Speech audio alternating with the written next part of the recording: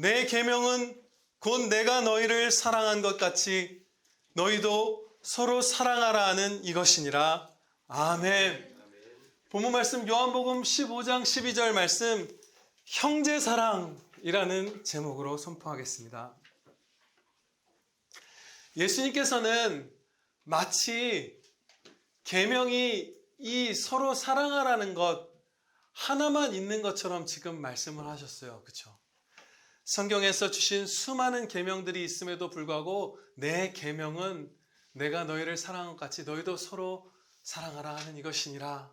단 하나의 계명이 있는 것처럼 말씀하셨고, 또 구약에서 이미 서로 사랑하라는 계명을 주셨음에도 불구하고 세 계명이라 이렇게 말씀하셨어요. 두 가지로 강조하신 것이죠. 하나인 것처럼 말씀하셨고, 원래 주셨던 계명과 크게 차이 없는 사랑의 계명임에도 불구하고 세 계명이라 하시면서 강조하신 것이에요. 주님께서 이렇게 말씀하신 이유는 성도가 서로 사랑하는 것이 너무나 중요하고 귀하고 또 어렵기 때문입니다. 중요하면서 귀중하면서 행하기 어려운 것, 그것이 바로 이 예수님의 계명 형제 사랑이에요. 예수님께서는 먼저 이 단서를 주시죠. 내가 너희를 사랑한 것 같이 내가 먼저 너희를 다 내어주는 십자가 사랑으로 사랑하였으니까 그 사랑 받은 자답게 내가 준 것을 가지고 서로 사랑하라. 내가 준 너희 안에 있는 그 사랑의 마음으로 사랑을 아는 자답게, 그렇죠? 그렇게 사랑하라, 그렇게 명하신 것이에요. 없는 것을 우리가 짜내서 주라고 하신 것이 아니죠. 사랑받는 자로서. 본문 말씀 이 15장 12절 앞부분과 뒷부분에 이 계명이 얼마나 우리에게 유익하고 중대한지 알 수 있는 그 단서들을 주셨어요. 먼저 뒤로 이어지는 말씀에서 한 가지를 살펴보면, 예수님께서는 교회가 온 세상에 미움을 받고 나아가서는 경건한 자들은 또 박해까지 받는다는 것 여기서 말씀하고 계세요. 또 다른 곳에서도 가르쳐주고 계시죠, 성경에서. 세속화된 성도가 되고 세속화된 교회로 우리가 무너져가는 것이 아니라면 필연적으로 세상 사람들에게 미움을 받을 것이고, 경건하게 살고자 하는 자는 누구든지 박해를 받으리라 하신 말씀대로 더 큰 공격을 받을 것이에요. 세상에서 말하는 것과 우리의 말이 너무나 다르죠. 우리의 생각과 그들의 길, 그것이 서로 너무나 다르기 때문에, 우리가 여기에 속하지 않았기 때문에 우리를 미워할 것이에요. 예수님께 속한 자들이라서. 그런데 세상의 공격을 받는 가운데 형제끼리 서로 사랑하는 것이 얼마나 큰 유익이 될까요? 이것이 지극히 중요한 것이에요. 우리 한 사람 한 사람이 예수님의 몸으로서 서로 사랑할 때 우리가 바로 지금 공격받는, 회사에서 공격받는 저 형제의 어깨를 두드려주는 예수님의 손이 되는 것이에요. 우리가 예수님의 위로를 전달하는 사람들이 되는 것이에요. 그래서 핍박받는 교회, 세상에 미움받는 이 교회가 서로 사랑하는 것은 지극히 중요합니다. 전쟁 중이기 때문이에요. 우리는 물론 그 불신자 이웃분들을 끝까지 사랑하죠. 혈과 육의 싸움으로 맞서 싸워서 짓밟는 게 아니라 존경하고 섬기고 사랑하고 용서하는 그런 싸움을 하겠죠. 그것을 해나갈 수 있도록 서로를 격려하고 일으켜 세우고 위로하는 그 일이 서로 사랑할 때만 가능합니다. 예, 아멘입니다. 그래서 너무나 중요하고요. 본문 말씀 앞부분에서 또 한 가지 이 서로 사랑하는 것이 얼마나 귀중한 일인지를 살펴보면은, 예수님께서는 예수님의 말씀이 우리 안에 거하는 것과 예수님이 우리 안에 거하는 것을 거의 동일하게 말씀하셨죠. 내가 너희 안에 거하면, 이렇게 말씀하신 다음에는 내 말이 너희 안에 거하면, 이것을 나란히 두셨어요. 예수님의 말씀을 듣고 바르게 듣는 것이죠. 성경 그대로 듣고 배우고 믿고 순종하는 것. 이것이 바로 예수님을 우리 중심에 모시고 있는 것과 동일한 것이다. 이렇게 가르쳐 주셨어요. 그런데 제가 이 이야기를 드린 이유는 무엇이냐면 성도가 서로 사랑으로 연합되어 있을 때에만 진리를 수호할 수 있다는 것이에요. 형제끼리 우리 한 평안교회 지교회가 서로 다투고 교회들이 모인 노회가 서로 다투고 이렇게 됐을 때에는 거짓 교훈을 들고 들어온 가짜 목사들, 무슨 이단들, 가짜 성도들 혹은 진짜 성도이지만 세상에서 갖고 온 진리가 아닌 오류들을 말하는 사람들, 그런 사람들에 의해서 우리가 와해되고 우리가 상함을 입는 그 죄악된 길로 속아 넘어지게 되어 있어요. 성도들끼리 견고하게 연합되어 있고 서로 뜨겁게 사랑하고 신뢰하고 주님의 말씀을 향해서 힘을 합쳐서 전진하는 교회가 되어야만 계속해서 우리를 틈타고 들어오려고 하는 그 거짓과 오류들을 맞서 싸울 수 있는 것이에요. 진리를 수호할 수 있는 것이죠. 그리고 다시 한번 강조하면 진리를 수호하여 마음에 새기는 것은 곧 예수님이 우리 안에 거하시는 것과 방불한 것이에요. 그래서 너무나 중요한 것이에요. 형제 사랑이 진리를 지킬 수 있기 때문에, 주님을 모실 수 있기 때문에.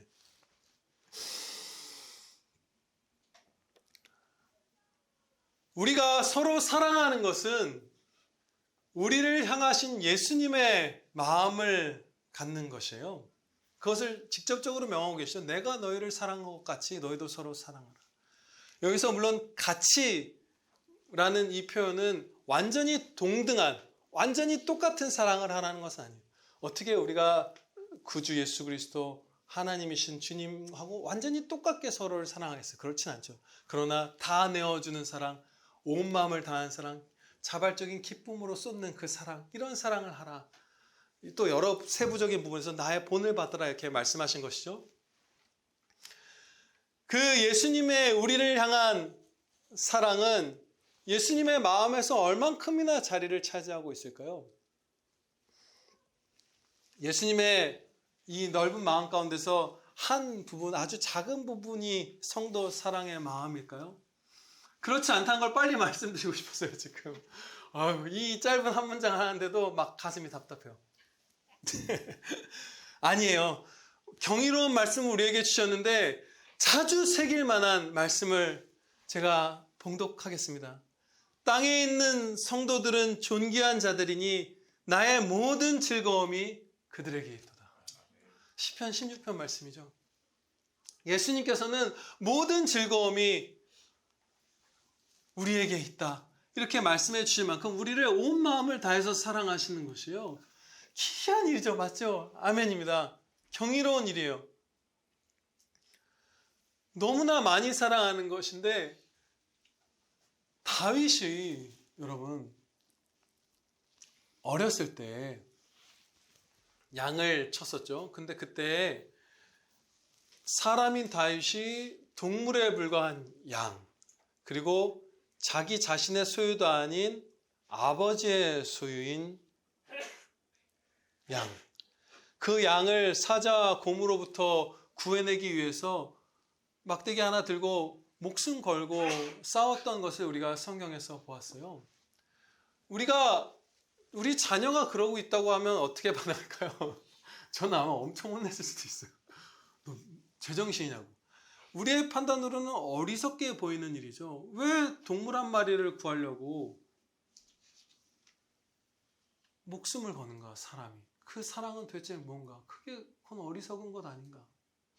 그런데 이 다윗의 그 기이한 사랑, 어리석어 보일 수도 있을 정도의 그 사랑은 우리를 사랑하신 예수님의 사랑을 예표하는 것이에요.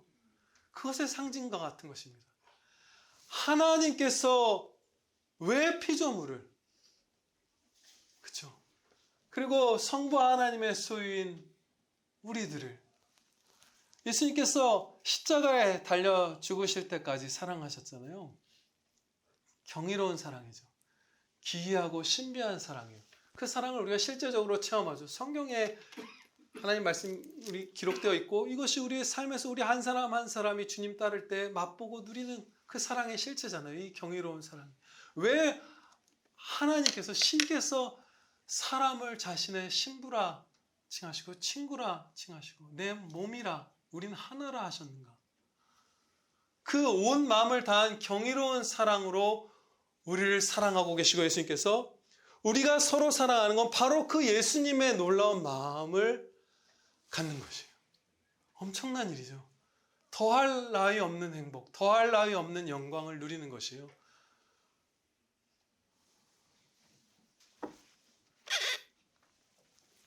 이제 이 본문 말씀을 잘 실천하기 위해서 우리의 삶에 구체적으로 적용할 것이에요.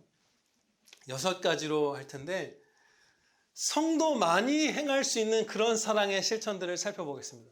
우리가 불신자분들도 서로 간에 우정을 나누고 할 때 하는 것, 우리도 거의 동일하게 하는 것도 있죠. 무슨 결혼식이 있으면 가서 축하하고 뭐 여러 가지 같은 것들이 있어요, 분명히. 그렇죠?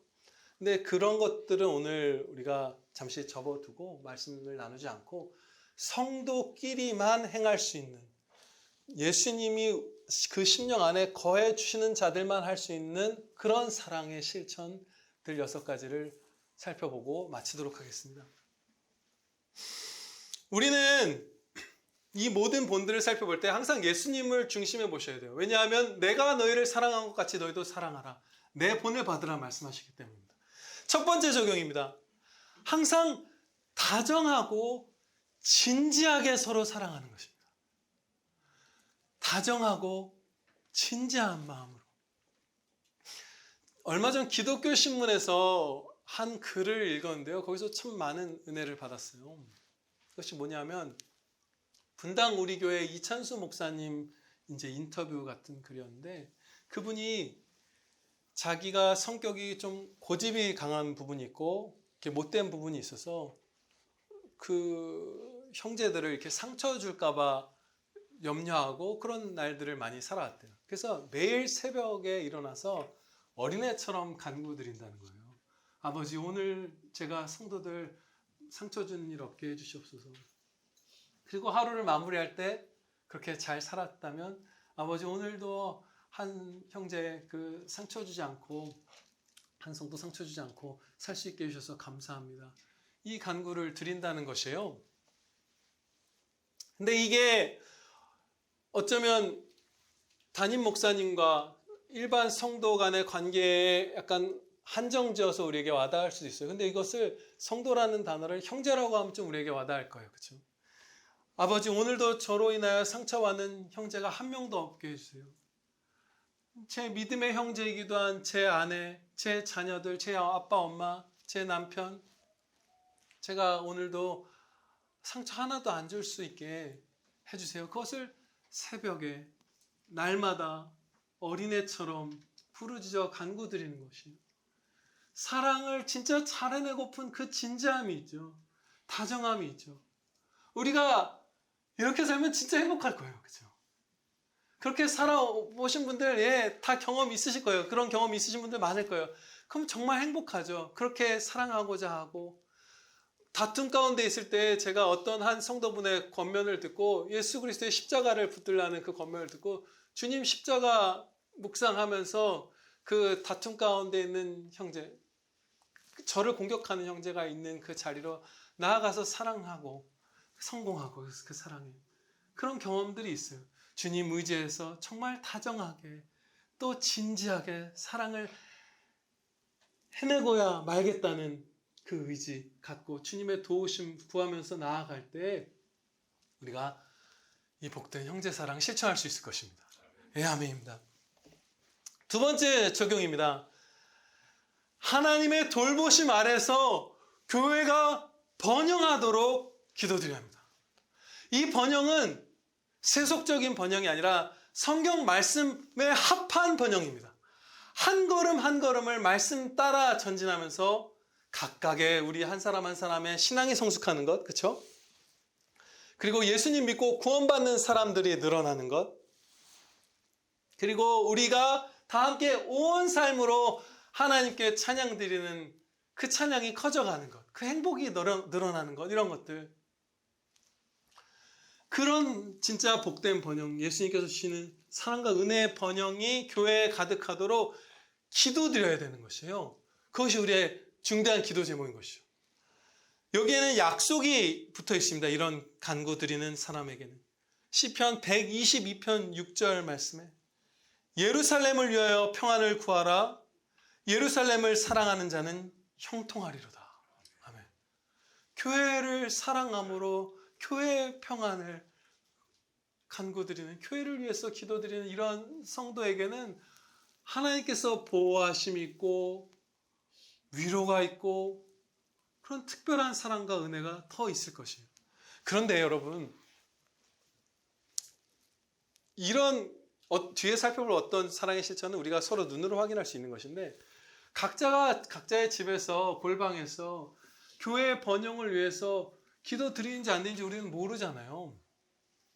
그래서 이게 정말로 얼만큼이나 이 형통함, 이 자비와 특별한 긍휼이 교회를 위해서 사랑으로 기도하는 자에게 주어지는지 안 주어지는지 우리가 잘 몰라요. 그렇죠? 서로를 보면서 잘 알 수가 없어요. 저 성도가 너무 마음이 늘 평안하고 담대한데 저게 교회를 사랑하고 기도해서 얻은 특별한 은혜 위의 은혜인가?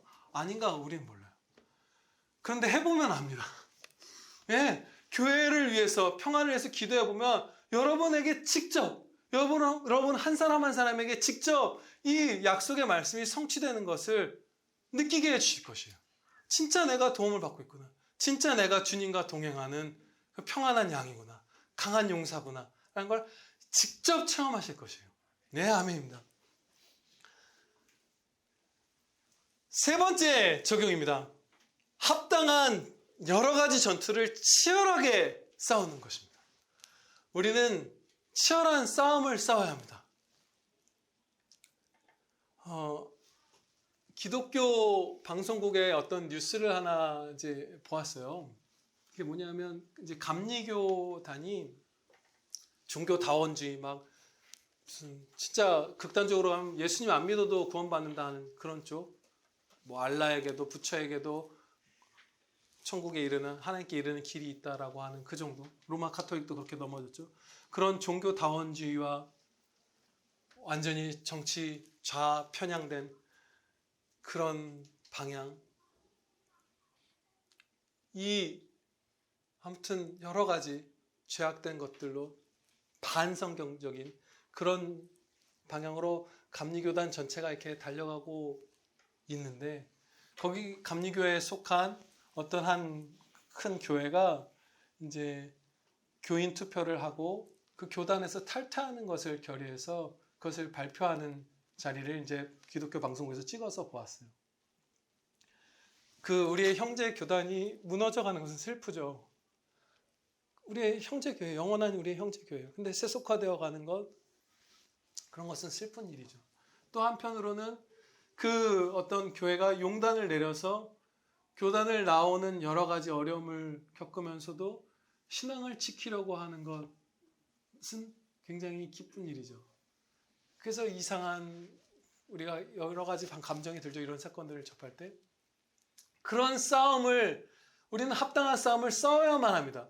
그 교단 안에도 참 바르게 이건 아닌데 하는 형제들, 목사님들, 장로님들, 일반 성도들, 청년들, 학생들, 집사님들 계실 거예요. 근데 교회를 위해서, 교단을 위해서 기도하고, 아니면 더 이상 나의 신앙 양심을 따라서 여기서 거할 수 없다 떠나기도 하고, 교단을 탈퇴하기도 하고, 여러 싸움들이 필요하겠죠. 근데 싸우는 성도가 있고 싸우지 않는 성도가 분명히 있어요. 우리가 합당한 싸움들을 치열하게 싸워야만 하는 것이에요. 그 싸움을 주로 목사님이 물론 앞장서서 하시겠죠. 장로님들과 치열한 싸움일 거예요. 욕도 먹고 회유도 당하고 협박도 당하고 별일이 다 있을 거예요. 그러나 그것을 싸울 때는 싸워야만 그 교회 투표의 찬성표가 800 몇십 명이고 다 합치면 1000명이 넘는 교회인데 그 형제들을 진리에서 벗어나지 않도록 사랑으로 섬길 수 있는 것이잖아요. 싸워야만. 그런 싸움들이 우리에게 필요한 것이에요.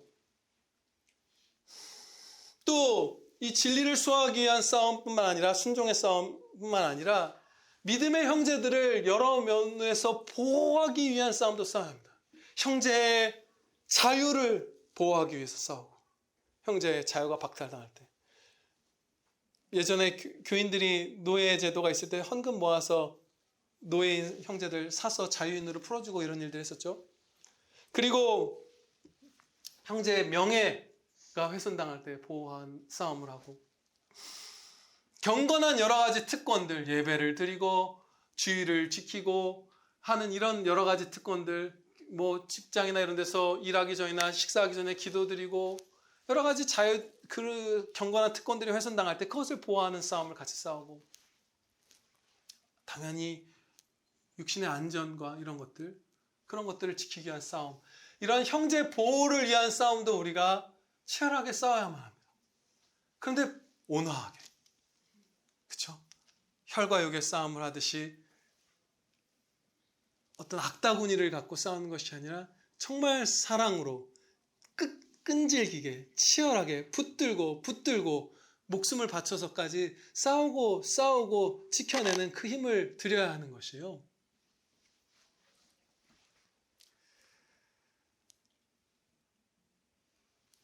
네 번째 적용은 넓은 마음으로 관용하는 것입니다. 서로 관용하기를 힘쓰는 거예요. 서로 포용하고 관대하게 받아들이는 것이죠.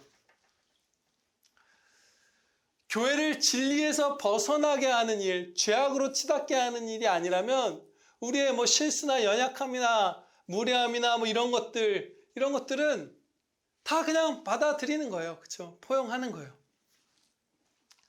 아무도 비방하지 말며 다투지 말며 관용하며 범사의 온유함을 모든 사람에게 나타낼 것을 기억하게 하라. 아멘. 이것이 주의 말씀을 맡은 자에게 주신 그 명령이에요. 이것을 기억하게 하라. 서로 다투지 말고 관용하는 것, 그렇죠? 그런데 지금도 우리에게 이 한 주님의 몸된 교회, 한 형제 교회인 이 평안교회 안에 이 관용함이 있어요. 그것은 눈으로 확인할 수 있습니다. 앞에 적용과 달리. 무엇이냐면 우리 각 사람에게 부족함이 있잖아요. 경건한 성도라 할지라도 흠이 많잖아요. 그런데 우리에게서 어떤 한 성도가 서로 좀 마음에 언짢은 일이 있을 수 있고 할 수 있지만 적어도 지난 10년, 20년간 큰 다툼 같은 거 한 번도 없었잖아요. 공적으로, 공개적으로, 대대적으로 그런 다툼이 한 번도 없었던 건 우리가 완전해서가 아니라 그렇죠? 우리 진짜 흠이 많은 사람들인데 관용이 있다는 거예요. 이거 주님께 영광 찬양 돌립시다 우리. 네, 너무 감사한 일이에요. 너무 좋죠. 그래서 우리가 더 그럽시다.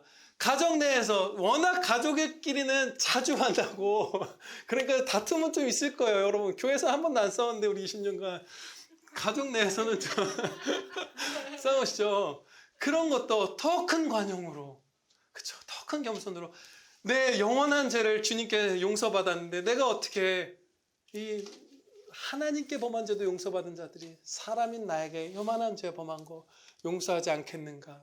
십자가 사랑을 내가 받았다 하면서 더 관용해서 우리 평안교회 안에서 미리 그 성공 사례를 맛본 거예요. 교회는 여기서 사랑한 것, 이 안에서 서로 정죄하지 않은 것, 여기서는 비난하지 않은 것, 여기서는 가족끼리 막 달콤하게 사랑으로 말한 것, 여기서 위선을 보인 게 아니라 특별한 은혜의 날 형제들끼리 모여서 성공해낸 것이죠. 이제 가정에서도 그 성공하시기를 축원합니다. 네, 아멘입니다.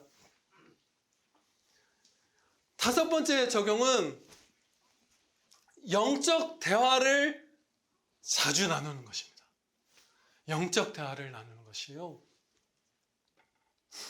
성경에는 성도에게만 허락된 그 거룩한 대화들에 대한 가르침이 많이 담겨 있어요. 몇 가지 오늘 한 세 가지 정도를 봉독할 텐데, 첫 번째로 에베소서 4장 29절 말씀에 무릇 더러운 말은 너희 입 밖에도 내지 말고 오직 덕을 세우는 데 소용되는 대로 선한 말을 하여 듣는 자들에게 은혜를 끼치게 하라. 아멘. 상대방이 예수님의 은혜를 입도록 착한 말을 하는 것, 이것이 성도에게 허락된 특권이에요. 명령이기도 하죠. 우리도 불신자분들과 같은 대화 할 수 있어요. 뭐 맛있는 음식에 대한 이야기, 무슨 어느 여행지가 좋다는 이야기, 새로 나온 기계에 대한 이야기, 제가 많이 하는 얘기들이네요. 얘기 들어보니까 이런 것들 우리도 나눌 수 있어요. 그렇죠? 얼마든지. 그런데 우리의 대화는 훨씬 더 거룩한 것들로 충만해야 돼요. 그게 복되기 때문이에요. 그게 영광 돌리는 길이에요. 하나님께.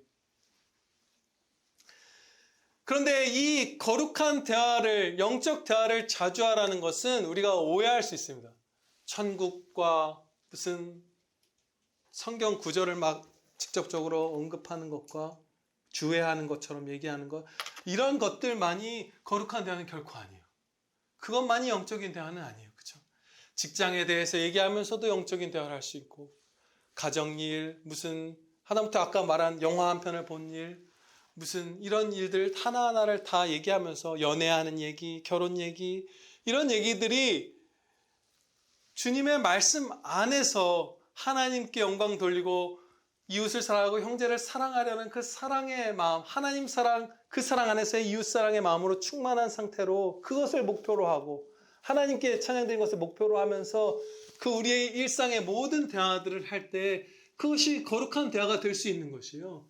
네, 이런 회사에서 하나님의 이런 섬세한 도우심이 있었어. 이런 어려움이 있었는데 내가 이렇게 의지해서 이겨낼 수 있었고, 이렇게 사랑했더니 얼마나 행복하고, 야, 이런 은혜가 있더라. 나는 이런 맛은, 영혼의 이 달콤함은 이전에 맛보지도 못했던 건데 내가 혼자 공부하다가 그 마음의 목표를 바꿔서 주님의 영광을 위해서 해야겠다 하고 기도하고 달려왔더니 막 그게 그렇게 달콤한 거야. 막 이런 것들, 일상의 모든 순간들에 있어서 주님이 주신 은혜가 넘치고 그것들을 고백하고 나누고 하는 이런 대화들을 우리가 충만히 나눠야 합니다. 네, 아멘입니다. 그리고 두 번째 봉독해드릴 말씀, 이 다섯 번째 적용 안에서 두 번째 봉독은 히브리서 3장 13절 말씀에, 오직 오늘이라 일컫는 동안에 매일 피차 권면하여 너희 중에 누구든지 죄의 유혹으로 완고하게 되지 않도록 하라. 죄의 유혹에 넘어진 마음은 이렇게 딱딱해지죠. 돌처럼 완고해지잖아요. 잠언에서는 이 완고함이 지혜에 정반대되는 것으로 나오기도 해요. 우리를 해치는 가장 어리석은 길이 마음이 굳어버린 것이잖아요. 우리 스스로. 그럴 때 많죠, 여러분. 저도 많고 그래요. 그런데 그런 죄로 넘어져가는 그 완고한 마음이 되지 않도록 필요하다면 매일이라도 사랑의 권면을 서로 나누라는 것이에요. 무슨 꼭 부모가 자녀에게만이 아니라 모든 관계를 상관없는 거예요. 그렇죠? 무슨 초등학생이 와서 목사님 근데 아까 설교할 때 이거는 좀 너무 성경이 앞당하다면 그것도 좋은 거예요. 순종한 거예요. 저는 당연히 순종해야 되고 그 아이의 말을 듣고. 근데 우리가 어떻게 말해야 완고해지지 않도록 돕는 말을 할 수 있는 것일까요? 어떻게 말하는 것이 그 죄의 유혹으로 넘어져 완고해져 가는 마음을 건져내는 말이 될 수 있을까요? 네, 사랑의 권면이어야 합니다.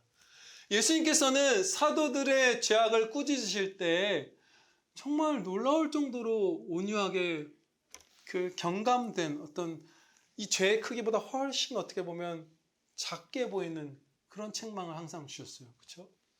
베드로가 예수님을 부인할 것에 대해서 말씀하실 때도 그렇게 크게 우리 같았으면 어땠을까요? 근데 그렇게 하지 않아요. 사도들이 그 다음에 성도들을 권면하고 주님의 말씀을 꾸짖을 때 굉장히 사랑과 그 온유로 했죠. 사도 바울에게 당신 우리가 증거도 없고 아무것도 알지 못하지만 어쨌든 당신 우리 돈 노리고 했고 돈이나 이런 거 착복했을 것이다. 이렇게 고린도 교회가 모함했잖아요. 그리고 당신 설교도 못하고 뭐도 못하고 사도 자격 있냐 막 이런 거를 공격했잖아요. 그 영적 구원을 사도를 통해서 받은 바울 사도를 통해서 받은 그 사람들이. 그런데 그때 바울 사도가 그들에게 주님의 말씀으로 권면한 내용들, 책망한 내용들을 보면 그 말도 안 되는 잘못에 비해서 너무나 부드러워요. 우리가 그러니까 사실은 일상에서 우리가 아니 평생에서 형제들을 죄악으로 넘어진 형제들에게 심지어 그 죄가 나를 향한 것일지라 할지라도 사실은 우리가 평생 내왔던 그 큰 화들을 아마 99.99%는 내면 안 됐던 것일 거예요. 왜냐하면 예수님께서 우리를 그렇게 부드럽게 대하셨고 사도들이, 그 경건한 성령 충만한 사람들이 그렇게 행했기 때문에, 특히 성경에 기록된 모습들을, 정말 본이 되는 모습들을 보면 너무나 온유했어요. 그래서 완고해져가는 상대방이 주님의 말씀을 따라 회개하도록 성경에 나와 있죠. 손뼉을 치면서 얘기할 수 있어요. 들어봐. 이렇게 손뼉을 치고 발을 구르고 눈물을 흘리고 때로는 간절히 무릎을 꿇고 호소하여서 형제를 죄에 빠지지 않도록 격려할 수는 있지만, 분을 내거나 막 싸납게 화를 내는 그런 경고로서 형제를 건져내서는 안 됩니다. 그런데 이것이 느긋하라는 것은 아니에요. 불구덩이 가운데로 넘어져 갈 것 같은 형제를 빨리 건져내야 될 때가 있죠. 감전돼 있으면 의자로 쳐서라도 떨어뜨려야 내야 되듯이, 어떤 죄는 다급하게 설득하고 안 되면 달려가서 설득하고 밤에라도 다시 전화해서 설득하고 해야 하는 것이 있지만, 그 다급한 설득을 할 때도 부드러워야 하는 거예요. 사랑으로 해야 되는 것이에요. 그리고 마지막 봉독해 드릴 말씀은 히브리서 10장 24절 말씀입니다. 서로 돌아보아 사랑과 선행을 격려하며. 아멘. 이것이 성도 간에 모여서 할 아주 중대한 일이라고 히브리서에서 가르쳐 주셨죠. 사랑과 선행을 더 잘해내도록 격려하는 대화가 성도의 대화의 아주 상당 부분을 차지해야 되는 것이에요. 격려라는 것은 뭐 여러 가지가 있겠죠. 함께 기뻐하는 것도 격려예요. 그렇죠? 야, 아들아, 그렇게 성실하게 수업을 잘 들었어? 너무 감사하다, 너무 기쁘다, 너무 잘했다. 막 박수치고 잔치하고 하는 것들 같이 기뻐하고, 그렇죠? 같이 슬퍼하고, 그것도 위로가 돼서 힘이 되고, 이 그야말로 총체적인 사랑을 막 쏟으면서 사랑과 선행을 격려하는 말들을 하는 것, 그렇죠? 칭찬도 하고 그런 것들을 하는 것, 그렇게 서로 영적 대화를 자주 나누는 것이 형제사랑의 아주 중대한 실천입니다. 다음 마지막 6번째 적용 살펴보겠습니다. 서로의 약점과 실패를 함께 짊어집시다. 우리가 실패해요. 약점도 있어요. 그것을 함께 짊어지는 것이에요. 한 몸이기 때문입니다. 그냥 남이 아니라 한 몸이기 때문에. 우리가 다리가 다치면 팔로 목발을 짚어서 다리에 더해지는 그 체중을 분산시키잖아요. 마찬가지로 그렇게 해서 우리 몸을 전체를 일으키듯이, 한 형제가 어떤 실패에 빠지거나 죄를 범하거나 하면 그가 일어나도록 우리가 함께 도와야 되는 것인데, 우리가 그것을 잘 못하고 있습니다. 우리 오늘날 한국교회의 전반적인 상황이 그것을 그렇게 잘 해내고 있지 않다는 그런 징조들이 보여요. 증거들이 사실. 이제 한 가지 예를 들 텐데, 어떤 민감한 부분이 있어서 구체적인 이름 같은 것은 명하지 않고 예를 나눌게요.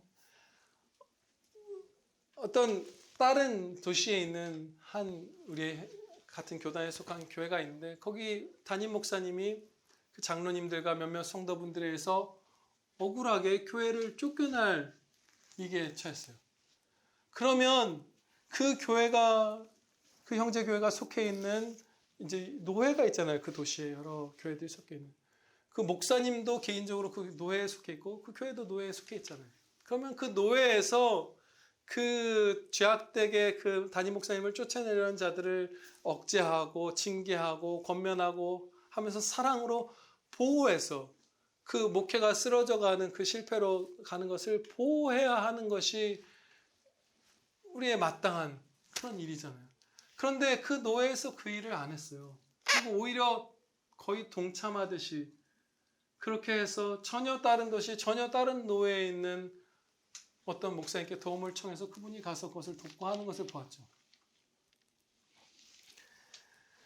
제가 이 말씀을 드린 이유는 한국교회가 오늘날 형제의 약점과 실패를 잘 짊어지지 않는다는 것이에요. 함께. 한 교회를 담임하고 있는, 심지어 이 합신교단은 대한민국에 있는 교단들 가운데서 가장 경건한 교단의 한 손가락에 뽑혀요. 그것은 여러 가지로 알 수 있습니다. 무슨 신학교 교수 임용을 할 때 다른 신학교 출신 교수님이 제가 얘기했던 거 말씀드렸죠. 그분이 네덜란드 자유대학이라고 아주 유명한 학교예요. 그 신학교 중에 전설적인 학교 중에 하나인데 거기서도 교수로 와달라고 했던 걸 받았던 분인데 한국에서 이제 교수직을 하고 싶어서 여러 신학교에 면접을 보는데 그 막 몇 억씩 이렇게 달라고 하잖아요. 그 돈을 달라고 하지 않은 신학교가 합신 하나밖에 없었다고 하면서 그것을 막 울면서 강의 시간에 얘기했던 적이 있어요. 그러니까 굉장히 아무튼 이 합신교단이 그래도 경건한 축에 속하는데 거기서 속한 어떤 노예에서 한 담임 목사가 평생 사역한 교회에서 억울하게 쫓겨날 일이 있을 때 보호하지 않고 오히려 같이 그 나쁜 세력에 동참하는 것과 같은 일들이 일어나는 것이에요. 그러면 우리가 얼마나 목사님들도 그렇다면 성도들이 일반적인 신앙은 목사님보다 약간 아래에 형성되잖아요. 더 신앙이 좋은 성도들도 있지만 목사보다 평균적으로 그 목사를 통해서 말씀을 먹기 때문에 비슷하면서 약간 아래에 형성이 되잖아요. 신앙의 수준이. 그럼 우리가 얼마나 서로를 돕지 않고 서로의 실패와 서로의 약점을 함께 감당하지 않는 것이 만연해 있을까 확신할 수 있는 것이죠.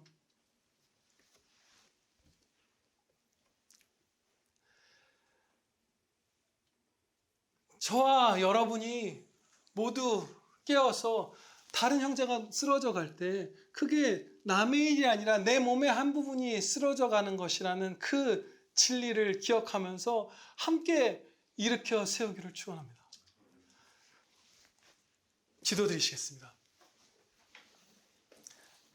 아버지 하나님, 하나님께서 성부, 성자, 성령 하나님께서 우리 주 예수 그리스도께서 우리를 먼저 다 내어주시는 우리 대신 죽어주시는 십자가 사랑으로 사랑하시고 이제 주님의 한 몸 된 형제들끼리 서로 사랑하게 해주셔서 감사합니다. 아버지 하나님, 우리가 사랑이 무엇이간데 이것을 지체하겠사옵나이까? 미움이 무엇이 좋길래 반목과 이기심과 냉랭함과 미지근함과 무정함이 그것이 무엇이 우리에게 유익하고 그것이 무엇이길래 우리가 이 사랑하는 것을 더디하겠사옵나이까? 아버지 하나님, 예수님의 본을 받아 예수님의 은혜 가운데에서 서로 주님이 저희를 사랑하신 것 같이 뜨겁게 다 내어주는 정성과 열심과 용기와 헌신의 사랑 하게 하여 주시옵소서. 우리 구주 예수 그리스도의 이름으로 기도하려옵나이다. 아멘.